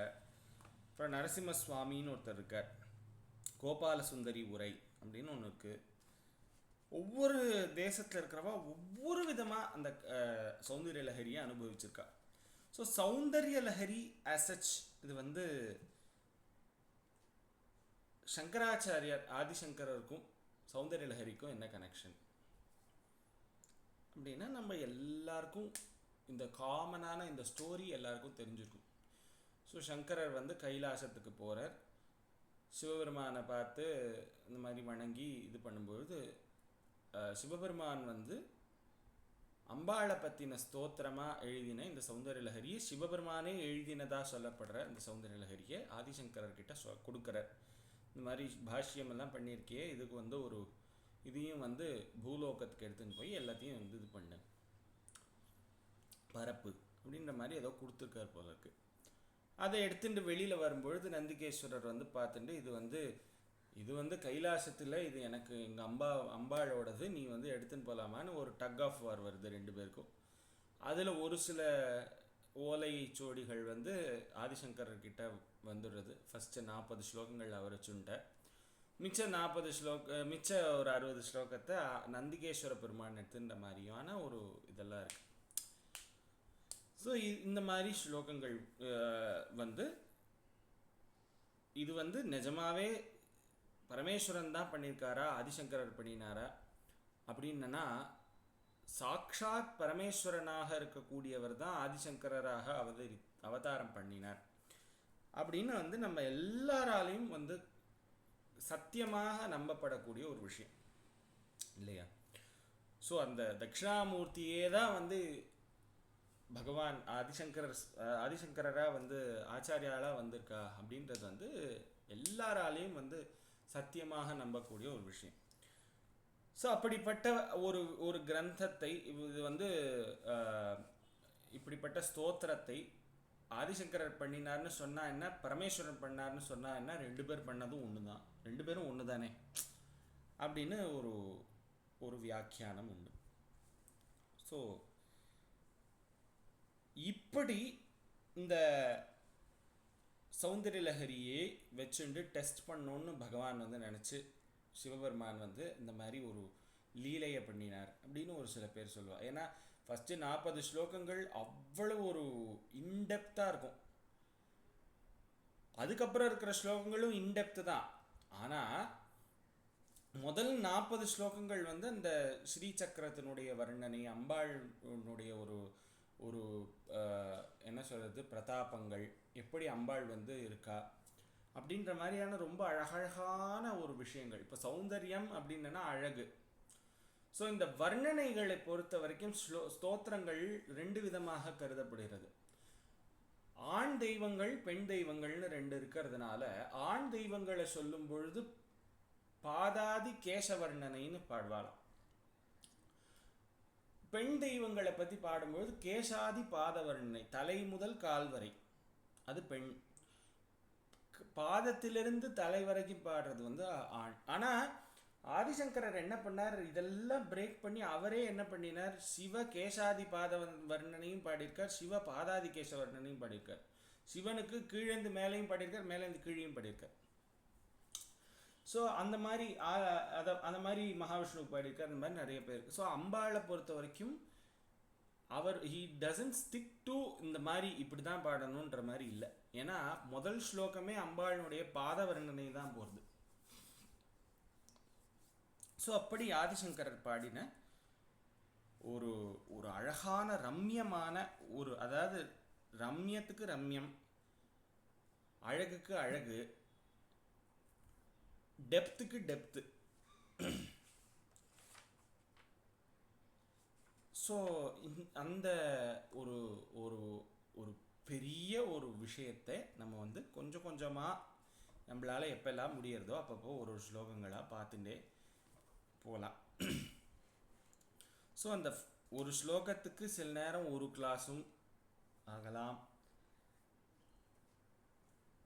சுருக்கினா வந்து எந்த அளவுக்கு வந்து அதனுடைய சாரம் வந்து குறைஞ்சிருமோன்னு எனக்கு ஒரு ஒரு இது இருக்குது. அதே அளவுக்கு ரொம்ப பெருசாக சொல்கிற அளவுக்கும் எனக்கு வந்து அந்த அளவுக்கு அறிவு பத்தாது. ஸோ அதனால் வந்து மீடியமாக நம்ம வந்து எந்தெந்த இடத்துல எவ்வளோ வந்து அழகாக நம்ம வந்து அதை ரசிக்க முடியுமோ, ஆஸ் அ ரசிக்காசா நம்ம வந்து என்ன பண்ணுவோன்னா சௌந்தர்ய லஹரியை ரசித்து அம்பாளை அனுபவிக்கிறது அப்படிங்கிறத வந்து நம்ம வச்சுக்கலாம். ஸோ அதுதான் வந்து நம்மளுக்கு ஈஸி. ஸோ ரொம்ப மூழ்கிட்டாலும் பிரச்சனை, மூழ்கலைனாலும் பிரச்சனை. அப்போ நம்ம வந்து என்ன, அப்புறம் சண்டே ஓடாது, சண்டே அதே இதுல உட்காந்துருவோம் நாங்களும். அதே ரச்சனை இல்லை. ஆமா. ஸோ அதனால அந்த மாதிரி ரொம்ப அழகான சௌந்தர்யம் அப்படின்னு சொல்ற அந்த ஒரு லஹரி அப்படின்னா என்ன சொல்றது, ஃப்ளோ இல்லையா? ஸோ அந்த மாதிரி அந்த அலை அப்படி அடிக்கிற மாதிரி நம்ம மனசில் அந்த சௌந்தர்ய லஹரி வந்து அடிக்கிற அந்த இதை வந்து அம்பாள் நம்மளுக்கு தரணும்னு நம்ம இங்கேயே பிரார்த்தனை பண்ணிட்டு will start Soundarya Lahari. First ஸ்லோகம் ஃபஸ்ட்டு இன்னைக்கு பார்ப்போம், அப்புறம் அதனுடைய மீனிங்கை எலாபரேட்டாக அடுத்த செக்மெண்ட்டில் பார்க்கலாம். ஸோ நீங்கள் ஒன்று ஞாபகம் இருக்கான்னு தெரியல, இந்த இது பார்த்தோம், நம்ம ஆதிசங்கரனுடைய கனகதார ஸ்தோத்திரம் பார்த்தோம் இல்லையா? அப்போ பார்க்கும் பொழுது அந்த ஸ்தோத்திரம் யாரை பற்றினது, மகாலட்சுமியை பற்றினது, கரெக்டு. ஆனால் அவர் ஸ்டார்ட் பண்ணும்போது ஹரே ரங்கம் தான் ஆரம்பிக்கிறார். அங்கம் ஹரே ஹே அப்படின்னு ஆரம்பிக்கிறார், அகாரத்தில் ஆரம்பிக்கிறார். ஆனால் ஹரியினுடைய பேரை சொல்லி ஆரம்பிக்கிறார். ஏன் மகாலட்சுமிக்கு ஹரின்னா அவ்வளோ பிரியம் ஒன்று. அந்த மாதிரி சௌந்தர்ய லஹரியை பொறுத்த வரைக்கும் நம்ம இந்த முதல் ஸ்லோகம் நம்ம ரொம்ப காலம் முன்னாடி பார்த்தோம்னு நினைக்கிறேன். ஸோ சௌந்தர்ய லஹரியை பொறுத்த வரைக்கும் முதல் ஸ்லோகம் ஸ்டார்டிங் வார்த்தை அப்படிங்கிறது சிவஹ அப்படின்னு ஆரம்பிக்கிறார். ரெண்டு விஷயங்கள். சிவ அப்படின்னு சொல்லும் பொழுது இந்த இங் யாங்னு சொல்வா இல்லையா, அந்த மாதிரி சக்தியும் சிவனும் சேர்ந்து இருந்தால் மட்டும்தான் அந்த உலகத்தினுள்ள எல்லாமே இருக்கும். சிவன் பெருசா சக்தி பெருசா அப்படின்ற அந்த மாதிரி இந்த சினிமாவில் எடுத்த மாதிரி தயவு செஞ்சு நம்ம வந்து நினைக்க வேண்டாம். ஏன்னா ரெண்டுமே இன்டர் கனெக்டட். நான் அதனால தான் இங்கே அர்த்தநாரீஸ்வரர் படம் போட்டிருக்கேன். ஒன்று இல்லாமல் இன்னொன்று இல்லை. அந்த இதில் இந்த சௌந்தர்ய லஹரியானது சக்தியை அடிப்படையாக கொண்டு எழுதப்பட்டதால் அம்பாளை பிரதான தேவதையாக நினைச்சுட்டு எழுதினதுனால அம்பாளை வசதியாக தான் பேசுவார் ஆதிசங்கரர். அதே நேரத்தில் சிவனை வந்து டீஃபேம்லாம் பண்ண மாட்டார். ஆனால் அந்த கவலையெல்லாம் நம்மளுக்கு வேண்டாம், அழகாக இருக்கும். ஸோ அந்த இடத்துல நீங்கள் நினச்சி பாருங்க, லக்ஷ்மியினுடைய ஸ்தோத்திரத்துல ஹரிய ஃபர்ஸ்ட் சொல்றார். இந்த இடத்துல அம்பாளுடைய ஸ்தோத்திரத்துல சிவஹா அப்படின்னு ஆரம்பிக்கிறார். சிவ சக்தியா யுக்தோ, சிவனுக்கு அப்புறம் சக்தியை போடுறார். ஏன்? ரெண்டு விதம். அம்பாளுக்கு சிவனுடைய நாமங்களை கேட்கறதுல அவ்வளவு பிரியம். 60 எத்தனையாவது ஸ்லோகத்துல சரஸ்வதி வந்து வீணை வாசிச்சுருப்பா. இதே சௌந்தரஹரியில் சொல்றேன். சரஸ்வதி வீணை வாசிக்கிறா. அம்பாளுடைய வார்த்தை எவ்வளோ இனிமையா இருக்கு அப்படிங்கிறத பத்தி ஒரு ஸ்லோகத்துல வர்ணனை பண்ணியிருப்பார் ஆதிசங்கர். அந்த இடத்துல வந்து சரஸ்வதி வந்து சிவனுடைய ஏதோ ஒரு லீலைகளை பத்தி அவ வந்து வாசிச்சு பாடின்னு இருக்காளாம். அவ அந்த வீணையை வச்சுண்டு, சரஸ்வதியினுடைய வீணை பேர் என்னமோ. ஸோ அதெல்லாம் அப்போ பார்ப்போம். ஸோ அந்த மாதிரி அந்த ஒரு எக்ஸாம்பிள் சொல்கிறேன். ஸோ அந்த எக்ஸாம்பிளில் எப்படின்னா, அந்த மாதிரி அந்த இடத்துல அவன் சிவனுடைய பிரதாபங்களை கேட்டு தான் அம்பாள் வந்து வார்த்தையை உதிர்க்கிறா அப்படின்ற மாதிரிலாம் இருக்குது. ஸோ அந்த மாதிரி நிறைய இடத்துல சிவனுடைய லீலைகள். ரெண்டாவது, இது வந்து சதாசிவம். இந்த சிவன் சொல்லும் பொழுது இப்போ நம்மளுக்கு அடுத்த ஸ்லோகங்களில் பார்க்க போகிறோம். 5 தொழில் பண்ணக்கூடியவர்கள். அதில் வந்து ருத்ரன், மகேஸ்வரன், ருத்ரன்றது வேற, மகேஸ்வரன்றது வேற, சிவன்றது வேற. இதெல்லாம் சாக்த தத்துவங்களில் அடிப்படையாக இருக்கிறது. அதெல்லாம் கொஞ்சம் கொஞ்சமாக பார்ப்போம். ஸோ என்ன சொல்ல வந்தேன்னா, சிவஹான்னு ஒரு வார்த்தையை போட்டு முதல்ல ஆரம்பிக்கிறார். இதில் ஒன்று, அம்பாளுக்கு சிவன் பிரியம்ன்றது ஒன்று. ரெண்டாவது, சிவ அப்படின்ற சொல்லுக்கு மங்களம் அப்படின்னு பொருள். ஸோ ரெண்டு விதமாகவும் மங்கள சொல்லாக இருக்கக்கூடிய சிவஹா அப்படின்ற வார்த்தையை போட்டு இங்கே வந்து ஆரம்பிக்கிறார். ஃபஸ்ட்டு நம்ம இந்த ஸ்லோகத்தை இன்னைக்கு ஒரு தடவை பார்த்துடுவோம். ஸோ எல்லாருக்கும் தெரிஞ்ச ஒரு அழகான ஸ்லோகம். ஸோ இந்த ஒரு ஸ்லோகத்தை பார்த்துட்டு நம்ம அடுத்த கிளாஸில் இதனுடைய மீனிங்கை வந்து அனுபவிப்போம்.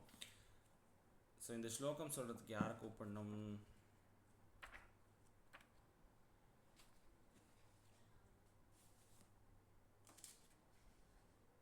ஹலோ, ஆ கலாவதி மேம் இருக்கல்ல, கூப்பிட்டுக்கலாம். எஸ், கலாவதி. சார் இருக்கேன். சிவசக்தியா யுக்தோ, ஒரு நிமிஷம் சார். சிவசக்தியா யுக்தோ யதி பவதி சக்தः பிரபவித்தும். சிவசக்தியா யுக்தோ யதி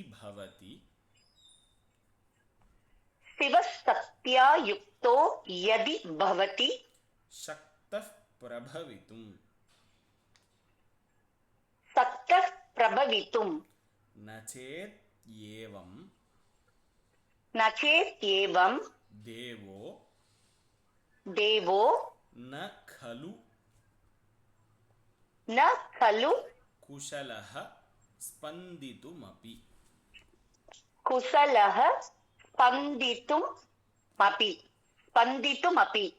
नचेद्येवं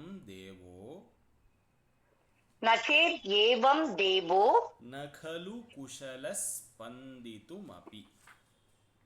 நகல, அது குசலன் படிக்கணுமா குஷல படிக்கணுமா சார்? SH தான். कुशल स्पन्दितुमपि. नचेदेवं देवो न खलु कुशलः स्पन्दितुमपि.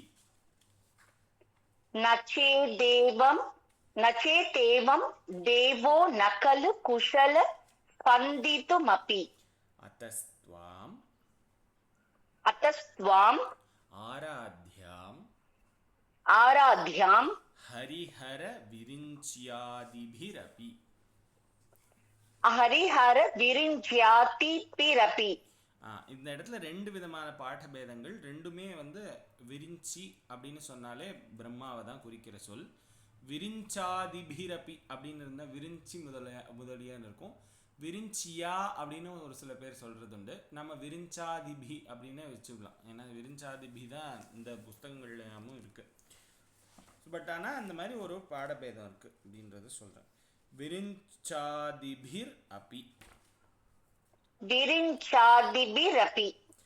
அத்தஸ்த்வாம் ஆராத்யாம் அத்தஸ்த்வாம் ஆராத்யாம் ஹரிஹர ஹரிஹர விரிஞ்சாதிபிரபி விரிஞ்சாதிரபி விரிஞ்சாதிபிர் அபி விரிஞ்சாதிபிரபி பலே பலே பலே பிரணந்தும் பிரணந்தும் ஸ்தோத்தும் வா ஸ்தோத்தும் வாக் கதமக்ருத புண்ணியः கதமக்ருத புண்ணியः பிரபவதி பிரபவதி பிரணந்தும் ஸ்தோத்தும் வா பிரணந்தும் ஸ்தோத்தும் வா கதமக்ருத புண்ணியः கதமக்ருத புண்ணியः பிரபவதி. பிரபவதி. ஃபுல்லா ஒரு தடவை சொல்லுங்க. எஸ் சிவசக்தியா யுக்தோ யதி பவதி சக்த பிரபவித்தும் நச்சேதவம் தேவோ நகலு குஷல ஸ்பந்தித்துமபி அத்தஸ்வாமார்த்யாம் ஹரிஹர விரிஞ்ச்யாதி பிரபி பிரணந்தும் ஸ்தோத்தும் வா கதமக்ருத புண்ணிய பிரபவதி. சூப்பர். பலே பலே. Thank you sir. தேங்க்யூ. ஸோ இதனுடைய மீனிங் நம்ம வந்து அடுத்த செக்மெண்ட் அடுத்த செஷனில் பார்ப்போம். ஸோ இன்னைக்கு முதல் ஸ்லோகம் ஸ்டார்ட் பண்ணியாச்சு. முடிஞ்ச வரைக்கும் 100 ஸ்லோகங்கள் பார்க்கறதுக்கு ட்ரை பண்ணுவோம். அதையும் அம்பாளே அனுகிரகம் பண்ணணும் வேண்டு we'll move on to today's final இது முருகன் anthem. Any volunteers?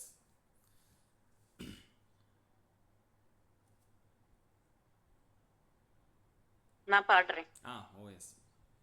சிவகுக குமர பராச்சலபதியே சீரலை வாயுரை நாதா செந்தூர் செந்தளி பழனா புரிவாள் திருவேரகமுறை கந்தா செங்கதிர் நிகர் தனி காச்சலம் வந்தாய் செம்பழ முதிர்வன எந்தாய் தவமருளாராதாரா